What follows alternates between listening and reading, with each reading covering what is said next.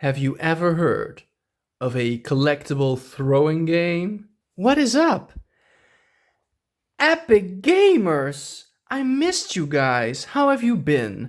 Today I have a very special video yet again because I have one very interesting defunct game from 2005, Clout Fantasy.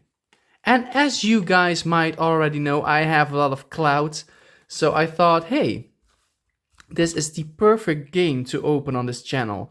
As I showed you in the beginning, it's not a collectible trading card game or a trading card game, collectible card game. It's a collectible throwing game. Yu-Gi-Oh! Is also a throwing game for me because I lose so much. But this is different. This is played with chips, like poker chips. Not lace chips, but poker chips. I'm gonna open all these booster packs in this video and maybe one of the starter sets. I got both starter sets from the first set.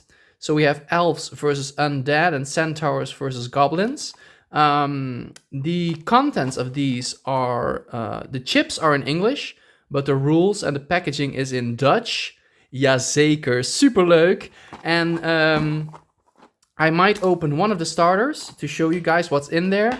And then we'll open some booster packs. And let's check out this collectible throwing game. Hubba hubba. So these starter sets are packed in little boxes like this. You open them. You get this. So the game revolves around measuring how far the chips are apart from each other. You get this little lanyard or like measuring strip to measure the distance between your chips. And then in this box are two even smaller boxes. So this was the elves versus undead starter deck. And we have the elves.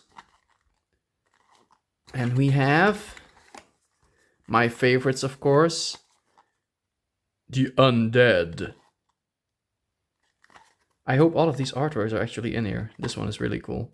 So, and then of course we have, oh yeah, we have the rule book, but this one's in Dutch. But I'm gonna read this and I see if I can play this with a friend because this looks very interesting. Let's start with the elves and keep the best for last. And I believe every color in these starter decks has 15 chips. So these are actually like hard chips, very similar to poker chips. So in the starter we have the Deep Woods Bard, a few of those. We have the Young Scout, also multiples, and I think this is their toughness or their strength, and this is the range, I believe. And they have also keywords like counterattack and strike. Since I'm super new to this game and I don't even know if it's even a fun game to play, I have no idea what all these things do, but as you saw, there was a pretty big rule book, so we'll see what this game has in store. We have the Dryad, the War Charioteer, Flaming Arrows, Forest Archer, the Battle Maiden. So that was one of the chips. I keep want to say cards, but one of the chips on the little box. We have the Deep Woods Mage. And they also have like rarity symbols. The rarity symbols are similar to Pokemon. So the little diamond is uncommon. And I think if I go to this one is a circle, so it's a common. I don't know if there are any rares in this. But we have an uncommon. We have the Hidden Fort, which is one of the locations, I believe.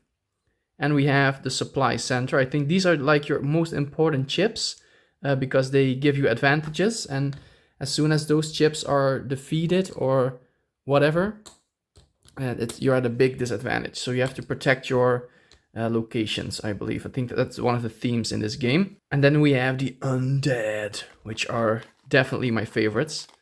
And of course, these are probably similar to the zombies in Yu-Gi-Oh! And the blackguards in Magic. I believe Jesper Meerforce is also one of the... That name sounds really familiar for Magic, right? Is he an artist or is he one of the people who worked on the game? I'm not sure. We do have, like, I forgot to mention, we have a lot of artists that also draw for Magic. So we have Ron Spencer on this one, Inflict Pain. We have the Necro Neophyte. A few of those is uncommon, okay. We have another Ron Spencer, Reborn Knight. Skull Tower, Ian Miller is also from Magic. Ian Miller is actually one of the artists I want to collect all the cards of, because he has really nice art. Brian Snoddy, Deceased Zombie. 2 of those. Oh, 3 of those, okay. Ooh, that's cool. We have the Minor Reaper, just a little skull guy. 2 of those. Oh yeah, here he is. The Bone Cavalier. Really cool. Ooh, I know this one.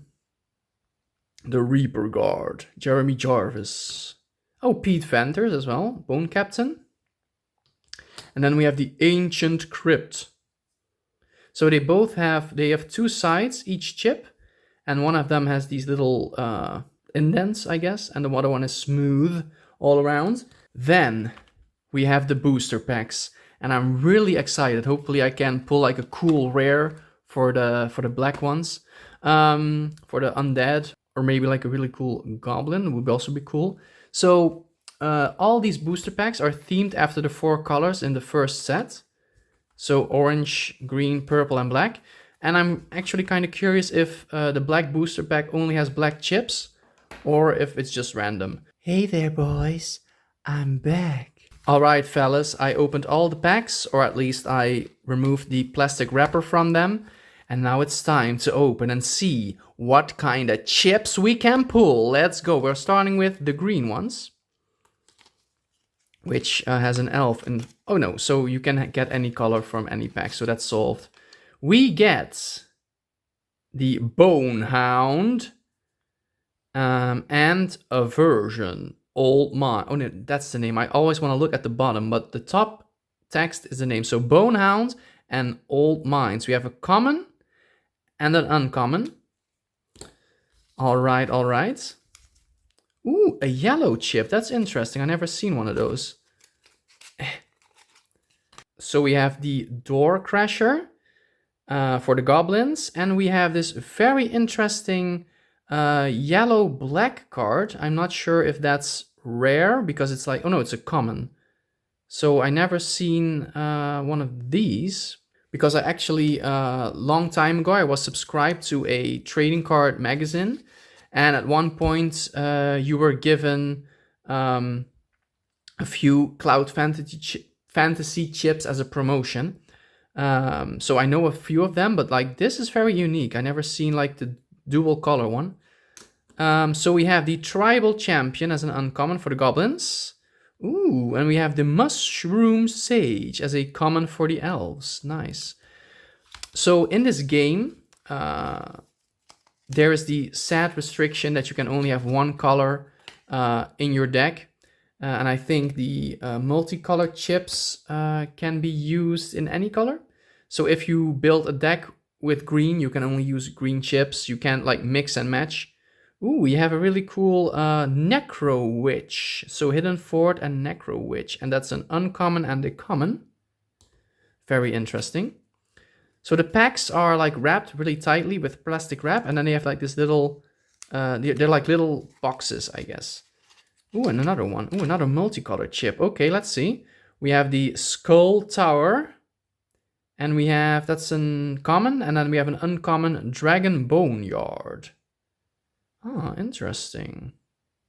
So they're like locations, but they have different colored chips. So I'm thinking these are usable in any deck.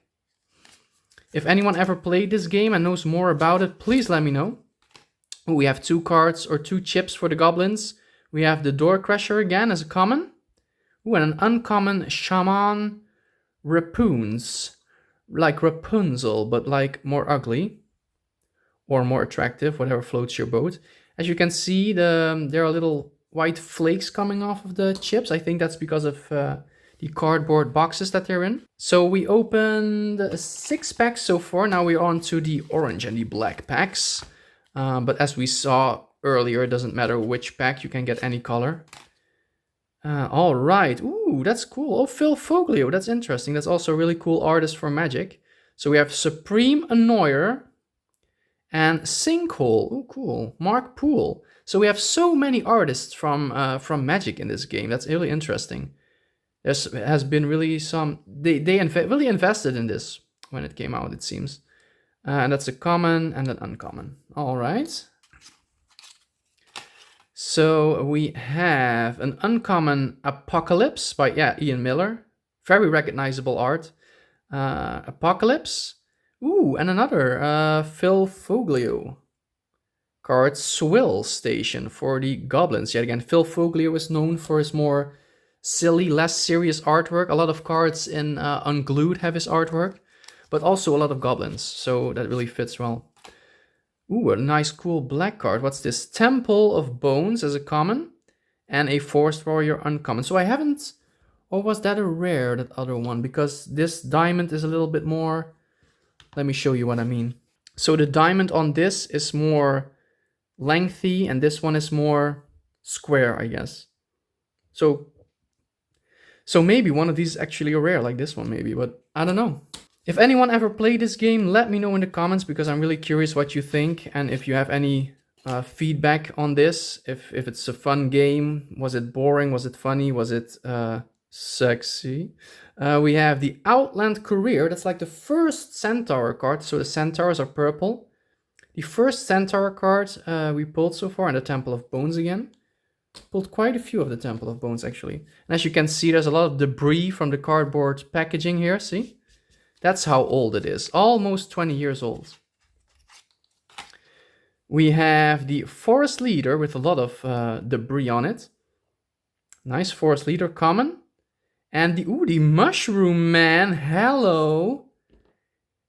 Yeah, I like this.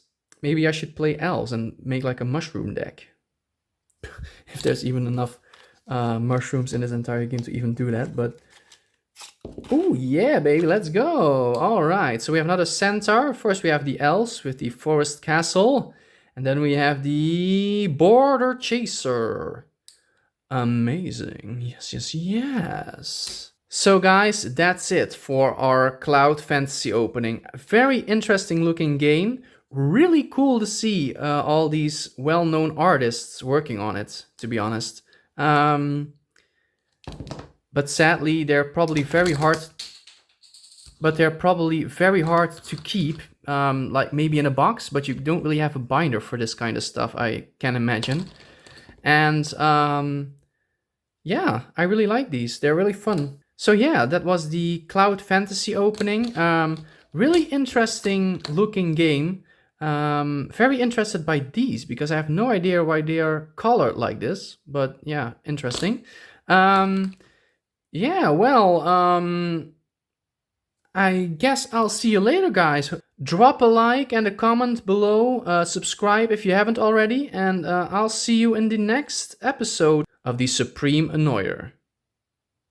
Spiraling Cyclone, out.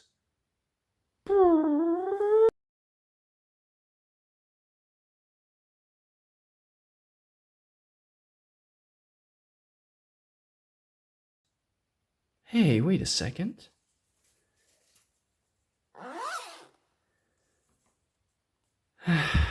No, well.